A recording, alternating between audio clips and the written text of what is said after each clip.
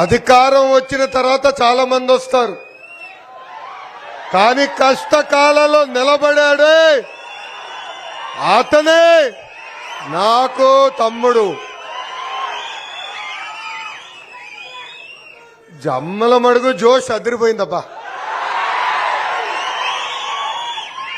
పౌరుషాల గడ్డ జమ్మల మడుగు నియోజకవర్గం. పెన్నా నది నీళ్ళలోనే కొంచెం తేడా ఉందబ్బా. ఆ నీరు నుంచి అనుకుంటా మీకు జోష్ వస్తుంది. 3 నదులు, 3 నీటి ప్రాజెక్టులు, 4 సిమెంట్ ఫ్యాక్టరీలు ఉన్న ఏకైక నియోజకవర్గం మన జమ్మల మడుగు నియోజకవర్గం. గండికోటని ఎవరు టచ్ చేయలేకపోయారు.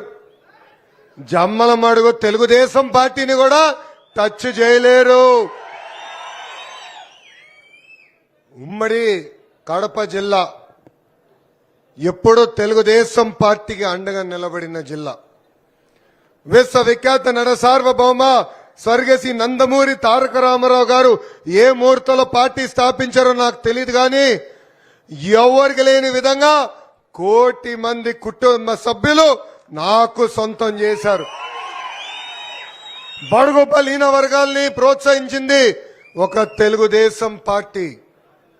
జిల్లాలో మనం చూస్తున్నాం 2019 నుంచి 24 వరకు మనని అన్ని రకాలుగా ఇబ్బంది పెట్టారు. మన పైన కేసులు పెట్టారు. బయటికి వస్తే ఏకంగా దాడి చేశారు. పెద్ద ఎత్తున పోరాడితే మన ప్రాణాలే తీశారు. కానీ టైం వచ్చినప్పుడు పసుపు ధైర్యం ఏంటో చూపించిన ఘనత ఒక తెలుగుదేశం పార్టీ కార్యకర్తలకే సొంతం.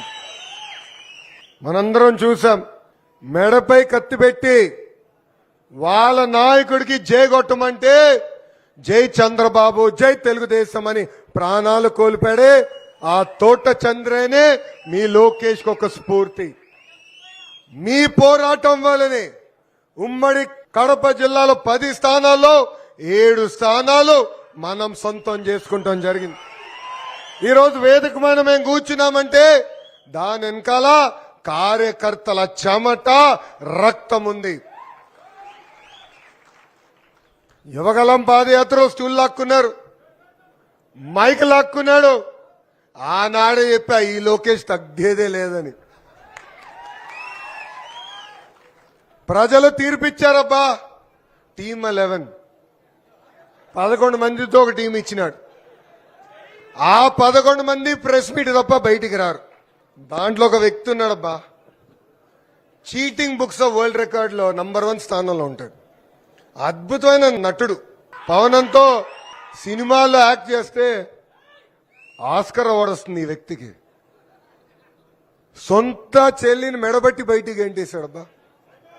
సొంత తల్లికి ఆస్తి రాస్తే తిరిగి నాకు ఆస్తి ఇవ్వాలని కోర్టుకి వెళ్ళాడు ఈ వ్యక్తి. ఇంకొక చెల్లి, అర్థమైందా రాజా? ఇంకొక చెల్లి తండ్రిని చంపేసి ఆ నెప మనపైన వేశాడు. ఆ చెల్లి అన్నా నాకు న్యాయం చేయమంటే చేయలేని పరిస్థితిలో ఉన్నాడు ఆ వ్యక్తి. చెయ్యడు కూడా. అంతేకాదు కడప ప్రజల్ని కూడా మోసం చేశాడు ఈ వ్యక్తి. ఎవరా వ్యక్తి? ఎవరా వ్యక్తి?